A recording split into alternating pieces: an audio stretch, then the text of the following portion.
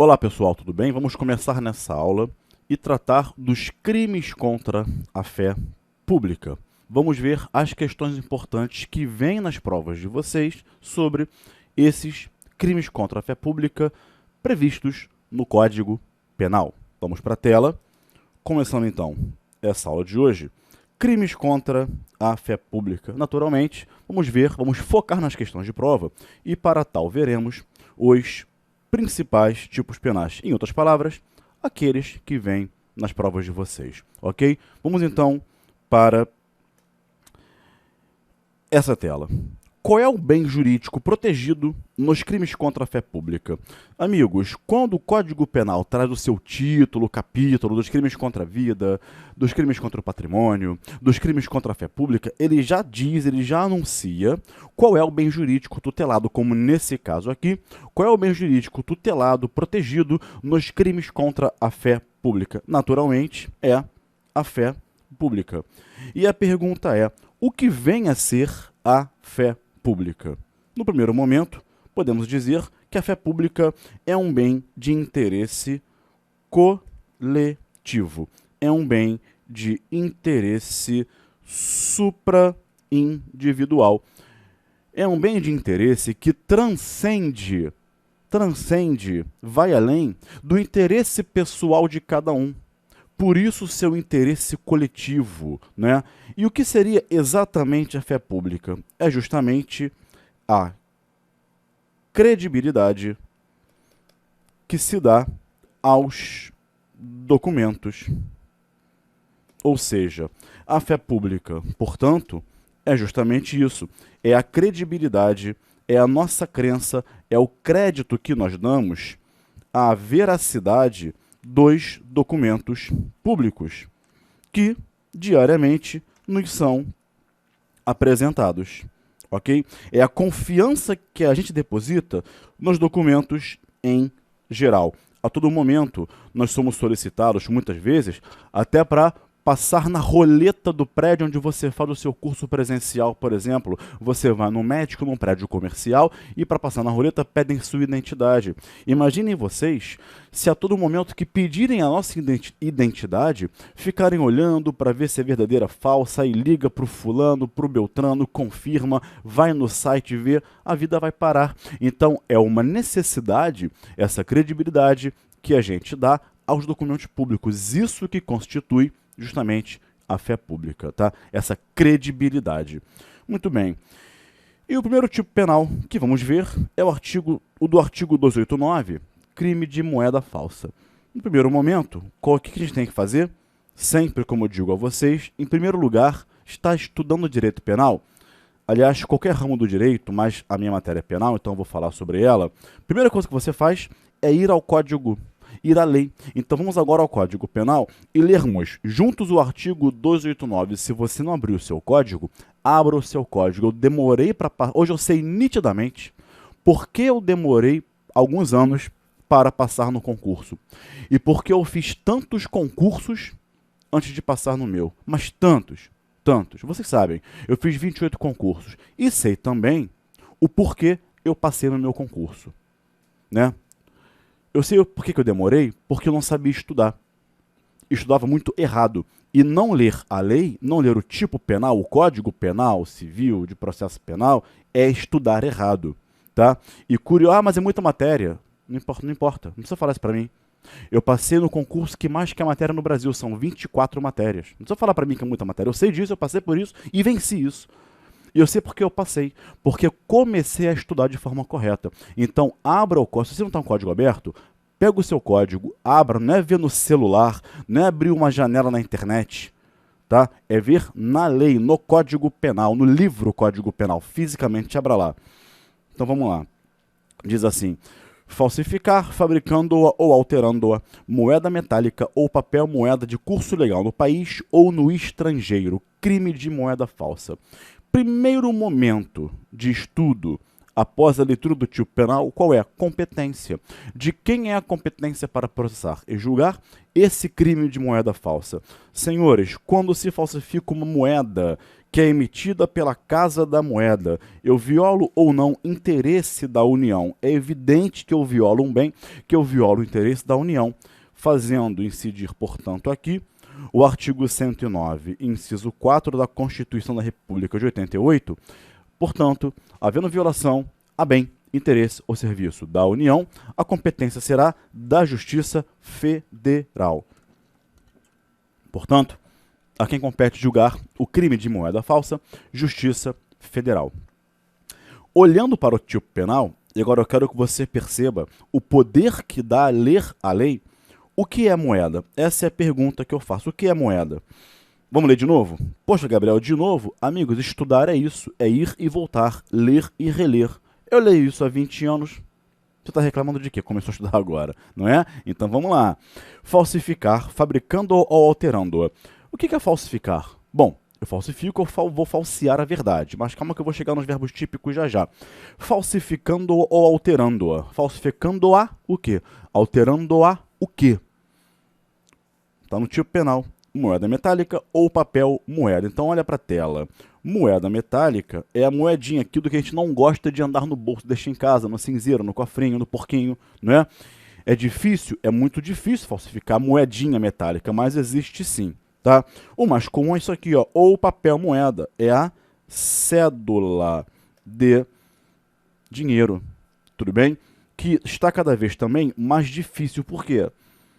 Porque antigamente as cédulas tinham tamanhos iguais, texturas iguais. Hoje em dia as cédulas têm tamanhos diferentes, cores diferentes, não é? Então hoje é mais difícil a falsificação, tá? Não é para ficar bonitinho, a de 50 é marrom, a de 100 é azul, a de 5 é lilás, a de 10 é vermelhinha, não é para ficar bonitinho, é para dificultar a falsificação. Igual com euro, não é? É para justamente dificultar a falsificação. Tudo bem? É para isso que as notas têm tamanhos e cores diferentes há alguns anos, ok? Então, esse é o objeto material do delito de moeda falsa, ok? Aí vamos às condutas típicas. Falsificar, fabricando ou alterando. Falsificar significa, vamos lá, o que é falsificar, Gabriel? Falsificar significa reproduzir fraudulentamente. O agente reproduz de forma fraudulenta o dinheiro. Fazer passar por verdadeiro algo que não é. E quando se diz aqui na lei, fabricando, na fabricação eu tenho a formação total de uma nova moeda ou cédula. O agente, lembra do filme O Homem que Copiava? Lembra com o Lázaro Ramos? Eu achei chatíssimo dormir no filme 3 vezes, muito chato, né? Mas ele tinha uma impressora em casa que imprimia notas de R$ 50. Ele estava fabricando, criando, como se fabrica um carro, como se fabrica uma geladeira, como se fabrica uma televisão. Cria-se um novo carro, uma nova geladeira, uma nova televisão. Então, na fabricação, cria-se uma nova moeda também, por impressora, claro, nessa que você tem em casa, uma impressora mais robusta, profissional, com uma tinta específica. Então, ali, quando a gente imprime notas falsas, ele está fabricando, dando início, fazendo nascer. De outro lado, já no verbo alterar, o que significa alterando? Na alteração, o dinheiro, a moeda ou a cédula, ela já existe. O agente altera uma cédula já existente. O que, repito, é muito difícil em razão dos tamanhos e cores diferentes das cédulas. E moedas também, texturas, pesos e tamanhos diferentes. Só que nesse crime aqui, qual é o dolo do agente? É falsificar. Ainda no caput, né? Ainda no caput, não é o crime do agente que introduz a moeda falsa em circulação, que pega uma nota de R$ 100, compra uma Coca-Cola de 5 e pega 95 de troco verdadeiro. Não, é só falsificar, criar um novo dinheiro, nova moeda, nova cédula ou alterar uma já existente. O dolo é só esse, tá? Muito bem, é o ônibus de falsificar. Olha aí essa imagem, um carro da polícia com uma impressora apreendida e várias notas de R$ 10 impressas e outras para serem impressas. Isso aqui é o quê? Não se está criando com essa imagem, né? Uma impressora com várias, com um papel, né, específico, com várias notas de 10, uma ao lado da outra, né, no papel. Depois é só cortar no tamanho de cada um. Isso aqui é falsificar, tudo bem? Então aqui está a falsificação pelo verbo fabricar. É esse crime aqui, ok? Senhores, quando o crime se consuma, você já sabe qual é o verbo típico, sabe qual é o bem tutelado, sabe o que é falsificar, sabe o que é alterar, sabe o que é moeda metálica, papel moeda. Aí vem a questão, quando o crime se consuma? Ele vai se consumar com a prática da conduta, ou seja, com a contrafação ou a alteração. Tudo bem? Então, no verbo fabricar, quando o agente completar a falsificação, está consumado. Como você pode ver nessa imagem, aqui eu tenho uma série de notas já impressas, cortadas bonitinho, consumou. Aqui não, aqui eu tenho o quê? Eu tenho um papel, né, específico saindo da impressora, metade do papel está lá com nota de 10 impressa e outra metade em branco. Então, as que já foram impressas, não é? Já está consumado, tá? Se por acaso cortar aqui, ó, cortar essas notas aqui pela metade, não consuma porque não é formação total da cédula. Então, se consuma com a prática da conduta de completar ou de realizar a alteração naquela nota já existente, ok? Esse crime, portanto, é um crime formal. Eu não preciso, senhores, de nenhum resultado naturalístico. Não precisa que o agente introduza em circulação. Não se exige, não precisa que o agente obtenha alguma vantagem. Não, basta a prática da conduta. Como todo crime formal, que também é chamado crime de consumação antecipada, ok? Ele basta a prática da conduta para consumação. E, além disso, esse crime é de perigo abstrato, ou seja, também chamado perigo presumido. O legislador presume que aquela conduta é perigosa. E, à luz disso tudo, vem aqui o STJ com esse julgado HC 210.764 e diz claramente: o crime de moeda falsa, artigo 289, caput e parágrafo 1º do Código Penal, é formal e de perigo abstrato, tendo em vista que a mera execução da conduta típica presume absolutamente perigo haber jurídico. Olha agora, já botei em vermelhinho para você na tela, prescindível a obtenção de vantagem ou prejuízo a terceiros para consumação. Ok? Então, basta a prática da conduta que o crime está consumado. Vamos então prosperar agora.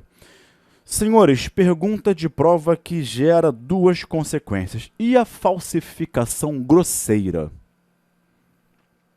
O crime não é falsificar moeda? E a falsificação grosseira? O que é grosseira? Aquela vista a olho nu, aquela que você percebe de plano. Por exemplo, olha para a tela.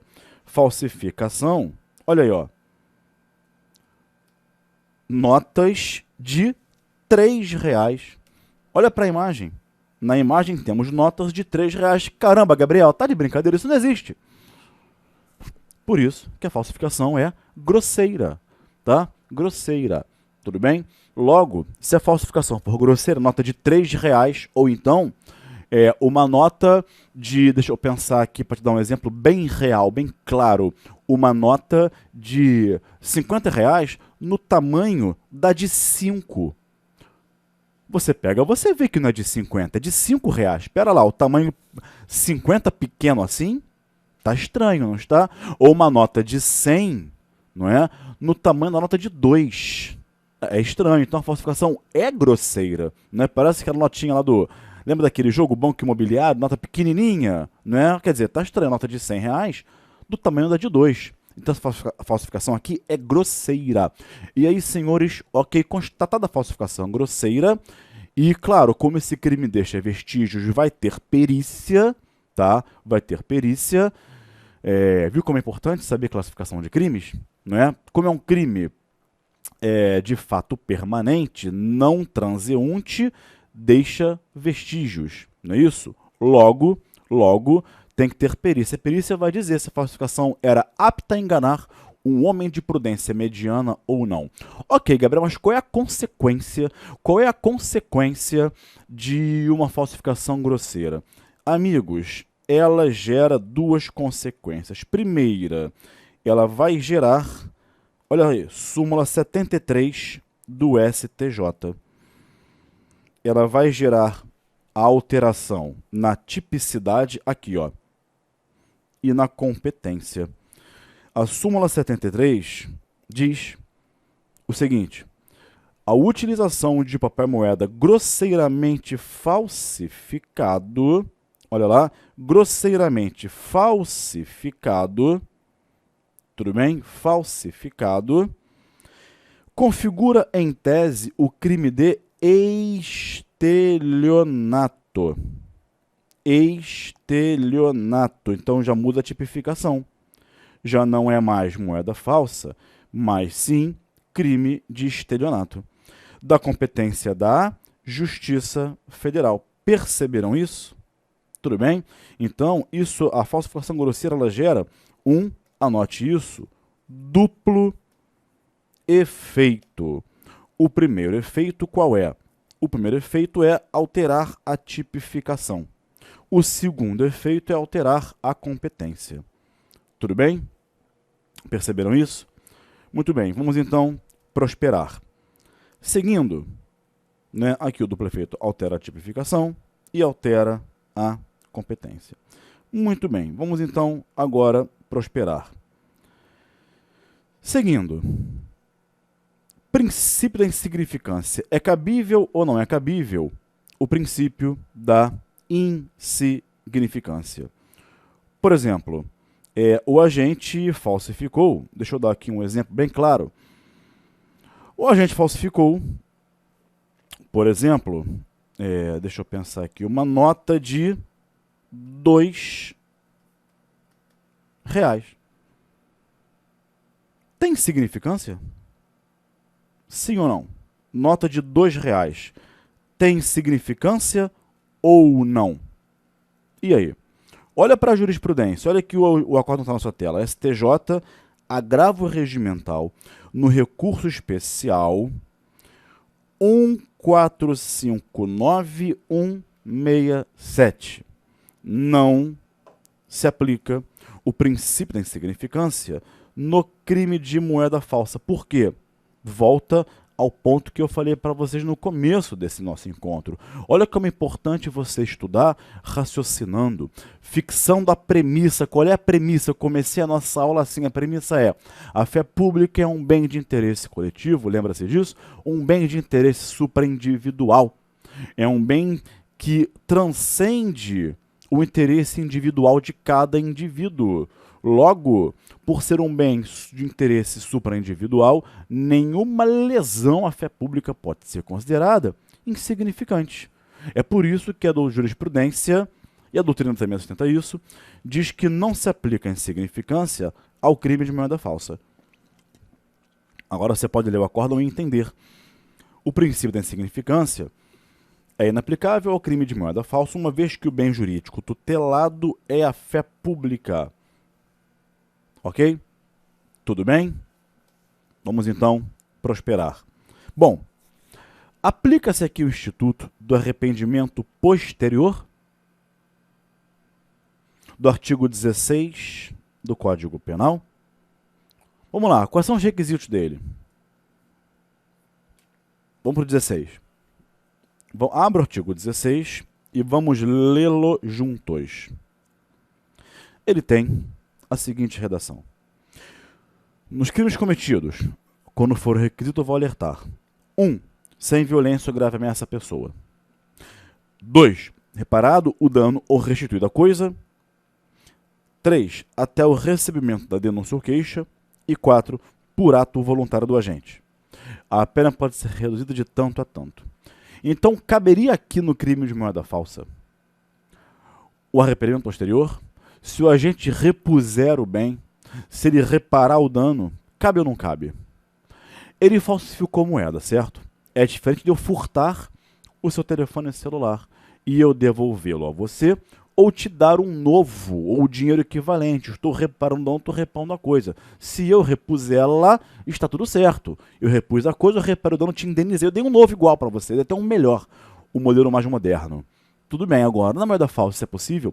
Será que no crime de moeda falsa, pensa comigo, vamos pensar, é possível a reparação do dano? É possível a restituição da coisa à vítima? Olha para a tela. Vamos ao STJ Informativo 554. Repito, STJ Informativo 554 não se aplica esse Instituto do Arrependimento Posterior ao crime de moeda falsa.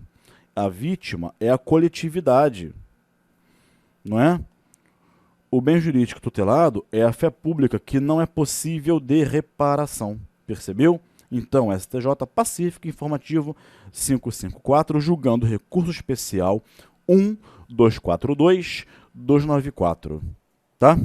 Ok? Tudo bem? Ok, senhores, vamos então prosperar. Vamos seguir com os próximos tópicos no próximo bloco. Até lá!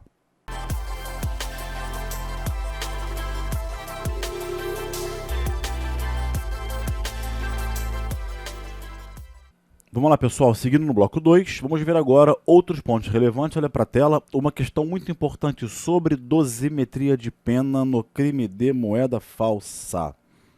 Olha lá, é possível, STJ Informativo 546, é possível a aplicação das agravantes das alíneas E e H ao inciso 2 do artigo 61 do Código Penal quando o crime é cometido contra criança... contra ascendente, descendente, irmão ou cônjuge, ou contra criança maior de 60 anos.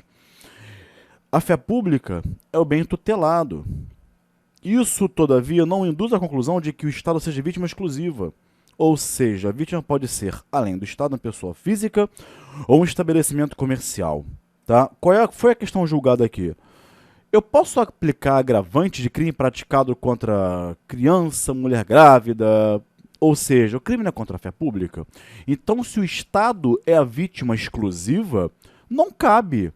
Ainda que eu passe a moeda falsa para uma criança, para o descendente, ascendente, quer dizer, então, se o bem tutelado é a fé pública, eu não posso aplicar essa agravante. STJ pode sim, porque nesse crime, é claro que o Estado é a vítima imediata, é ele que sofre, né? A União, naturalmente, Estado em sentido amplo. É a União que vai ter lesionada a sua fé pública na moeda, não é de curso legal no país. Entretanto, não significa que não possa haver um outro sujeito passivo, tá? Como foi no caso aqui, daquelas agravantes. Então, na dosimetria da pena, é possível sim a aplicação dessas circunstâncias agravantes, tá? Bom, e aí chegamos ao parágrafo 1º que traz uma conduta equiparada.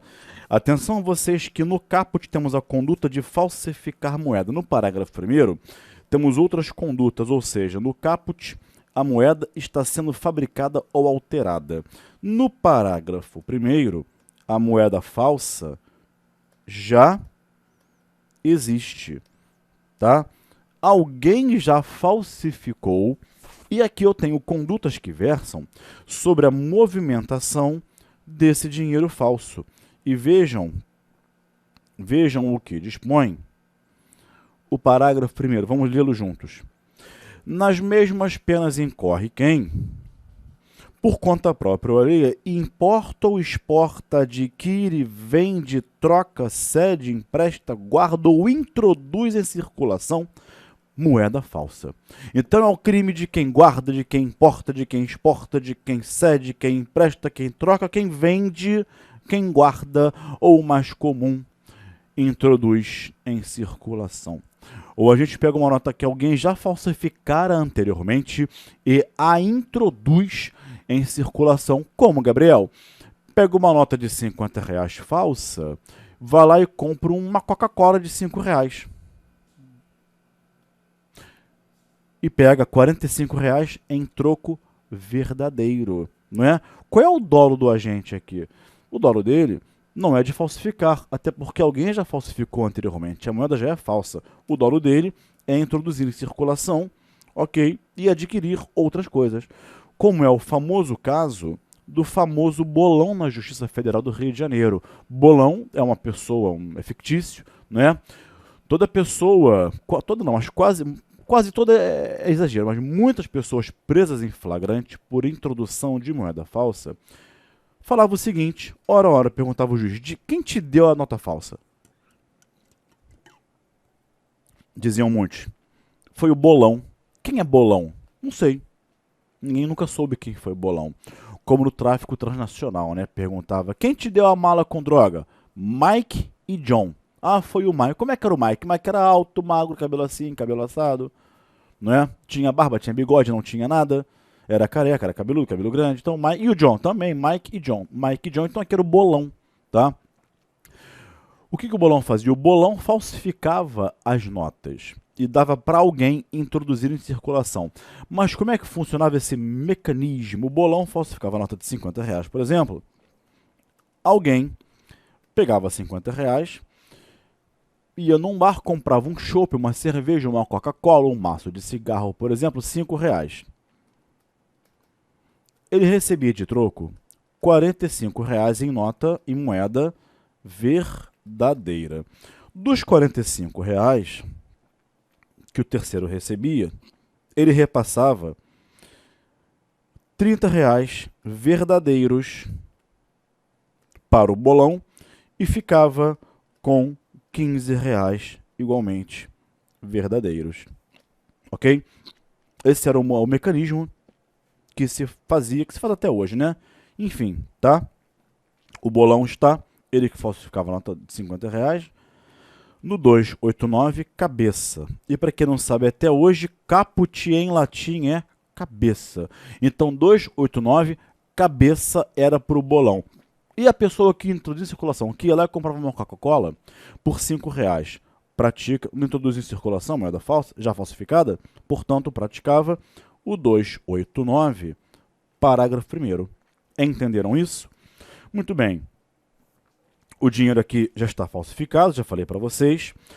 Não é o agente que introduz em circulação que falsifica, ele só pode introduzir aquilo que já fora falsificado anteriormente. Como no caso, o bolão está na cabeça e o terceiro está no parágrafo 1º. Mas e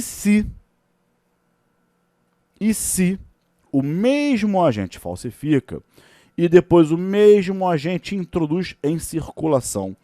Nesse caso, como eu tenho aqui, falsificar, 289, caput. Introduzir em circulação, 289, parágrafo 1º. Como aqui nos dois tipos penais autônomos. Vejam que o parágrafo 1º é um tipo penal autônomo, correto? Embora sejam dois tipos penais autônomos, eles protegem o mesmo bem jurídico. Toda vez que houver o mesmo bem jurídico violado duas vezes no mesmo contexto fático, pelo mesmo agente, eu vou aplicar o princípio da consunção na vertente do pós-factum impunível. Razão pela qual, nessa hipótese, o agente responderá pelo caput e o parágrafo 1º será um fato posterior impunível, portanto, um pós-factum impunível, ok? Esse tipo penal do parágrafo 1º é misto alternativo. Olha a importância de saber classificação de tipos penais. Por que misto alternativo? Porque tem vários verbos, várias condutas. E se a gente praticar, e por ser alternativo, se a gente praticar dois verbos típicos ou mais, eu tenho crime único. Atenção que por ele ser um tipo misto alternativo, não se fala em concurso de crimes, mas sim em crime único. Poxa, Gabriel, é injusto? Não, não é justo porque o tipo é misto alternativo. Entretanto, por ter praticado 3 verbos típicos, isso será considerado na dosimetria da pena pelo juiz. É muito mais grave, não é, do que uma conduta só. Então, por exemplo, o agente, vamos pegar os verbos típicos do parágrafo 1º. Ele importou, guardou, trocou algumas notas por outras verdadeiras, né? uma de 50 falsa por uma de 10 verdadeira. Quer trocar? O risco é teu, quero. Então eu dou uma nota de 50 falsa, pego 10 verdadeiros. Opa, troquei. Então ele importou, ele trocou, guardou e introduziu em circulação 4 verbos típicos, crime único. Tá? Cuidado com isso em prova. E, portanto, para encerrar o parágrafo primeiro, não é? Quando esse tipo, para quase encerrar, quando ele se consuma, aqui, amigos, a consumação ocorrerá igual à consumação do caput, com a realização de qualquer uma dessas condutas, ok? Com a prática de qualquer uma dessas condutas. Não precisa obter nenhum tipo de vantagem. O crime é formal, né? E perigo abstrato igual ao caput. Basta a prática dessas condutas. Ok? Vamos então prosperar. E no parágrafo primeiro, cabe princípio da insignificância? Não. Olha aí o Supremo Tribunal Federal no HC 126.285. Não cabe a incidência do princípio da insignificância. Ok? Muito bem. Talvez isso tenha um fato histórico lá na época do Império, do direito romano, do Império Romano. As pessoas usavam como moeda de troca tudo era moeda. As pessoas podiam, inclusive, consumir a moeda, não é? Trocavam uma galinha por uma panela, gado, farinha, arroz, tudo era moeda. Tudo era moeda. Né? Imagina, você podia consumir a moeda, então você trocou uma espada por não sei quantos quilos de arroz, você podia comer o arroz, né? Até que resolveu-se fazer, e aí você pegava o arroz, pegava a espada, pegava a panela, pegava o vaso de planta, pegava lá enfim, o que fosse trocado, né? E aí decidiu-se que a partir de então a moeda, o que você tem em casa, moedinha, aquela coisa redondinha, achatada, ela seria o objeto de troca oficial do Império.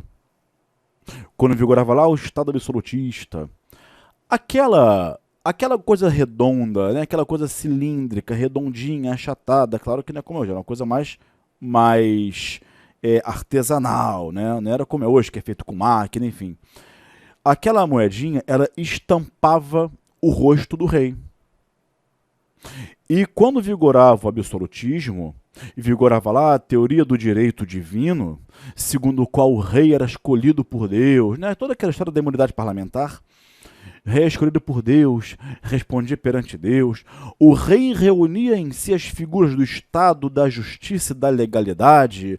Quem atentasse contra a justiça, praticando um crime, atentava contra o rei, merecia a pena de morte. Daí a ideia do Estado absolutista de castigar, o que explica lá a teoria absolutista da pena, né? Teoria absoluta da pena. A ideia não é prevenir, é castigar. Isso para outro encontro. Mas voltando para cá, a moeda na época estampava o rosto do rei. Então qualquer cidadão daquela coletividade, daquele contrato social, né? Vamos a Rousseau, daquele contrato social, que recebesse uma coisinha redonda, cilíndrica, achatada e visse a foto do rei, podia confiar que aquilo tinha valor. Então, se eu fosse vender uma espada, se eu fosse vender, na época, um escravo, não lembra do filme Gladiador? Né, que ele foi escravo? A pessoa me pagava com um monte de moedinha. Aí eu via lá o rosto do rei. Então, podia confiar que aquilo tinha valor. E aí, imaginem, se naquela época vigorava a ideia de que o rei era a justiça, o Estado, a legalidade, a lei, quem falsificasse a figura do rei naquela moedinha praticava um crime de lesa majestade, algo imperdoável, atentou contra o rei e, consequentemente, atenção, teoria do direito divino, atentava contra Deus, o Estado, a legalidade e a justiça, e mereceria pena de morte. Poxa, Gabriel, mas só uma moedinha que ele pegou lá, um talho, né, e bateu lá para falsificar a figura do rei. Pena de morte, castigo, não é? Talvez essa ideia vem até hoje. Por quê? Porque naquela época se violava a credibilidade que tinha a figura do rei. Dá um F5 na história, traga para a atualidade, não é? Então, a figura do rei, que era escolhido por Deus, vem a ser a nossa fé pública. Então, por menor que seja a falsificação, ou a gente introduziu uma moeda de 10 centavos em circulação, não é? Amigos, não se aplica em significância. Isso é atentatório contra a figura do rei naquela época. Atentatório hoje contra o Estado, a União, o poder público, a fé pública que se deposita, a credibilidade depositada na moeda, nos documentos públicos. Tá bem? Traga para cá esse cunho histórico lá do direito romano, que talvez nenhum livro fala sobre isso, mas eu estudei, eu li sobre isso e falei, caramba, será que é por isso que hoje não se admite a significância de moeda falsa? Pode ter essa razão histórica. Eu disse que tem? Não. Pode colocar em prova que tem? Não. Eu disse que pode ter, tem tudo a ver. Havendo ou não, fica para você a história, para você entender, né, como a coisa funciona. Vamos então prosperar agora para o parágrafo 2º, que traz uma conduta equiparada. Olha que interessante. Qual é o dolo do agente no caput? Falsificar a nota. Qual é o dolo do agente? No parágrafo 1º, introduzir em circulação. Por isso que a pena lá é de 3 a 12 anos. Qual é o dolo do agente no parágrafo 2º? Ora, a pena é de 6 meses a 2 anos. Gabriel, muito menor, né? Essa, por quê? Porque no parágrafo 2º, o dolo do agente não é introduzir em circulação, falsificar moeda, é evitar um prejuízo patrimonial. Imagina que alguém receba de outrem uma nota de R$ 20 falsa. Ele pegou, é falsa? Ah, vou ficar com esse prejuízo não. Vai comprar alguma coisa, para quê? Ele não quer falsificar a fé pública, a moeda, ele quer repassar para evitar um prejuízo patrimonial. E é o que diz o parágrafo 2º, vamos a ele. Quem, tendo recebido de boa fé, como verdadeira moeda falsa alterada, a restitui a circulação depois de conhecer a falsidade. Quando recebeu a moeda, ele não sabia que era falsa. Depois que ele conheceu, que ele viu que era falsa, ele introduziu circulação para quê? Para evitar um prejuízo patrimonial. Por isso que a pena é muito menor, não é? A pena aqui é muito, muito menor, ok? Então, olha para a tela, eu tenho aqui a reinserção em circulação depois de conhecer a falsidade. Qual é o dolo do agente? Evitar um prejuízo patrimonial. E quando se consuma com a prática da conduta típica. Ok? Se consuma com a prática da conduta típica. Justamente de introduzir em circulação depois de conhecida a falsidade. Tá? Ok? Muito bem, senhores, vamos então prosperar e começar agora. Com isso a gente encerra o que era importante de moeda falsa e o que vem em prova. Vamos começar agora a falsidade documental dos artigos 297, 298 e 299. Falsidade documental, ideológica, material, documento público particular. Tá bem? Vamos então começar a análise dessas falsidades. Primeira pergunta que você se faz é a seguinte: qual é a diferença entre a falsidade material e a falsidade ideológica? Material, artigos 297 e 298, e ideológica, artigo 299. É fundamental saber essa distinção, ok? E para não cortar esse tema no meio, eu vou inaugurá-lo no próximo bloco. Até lá!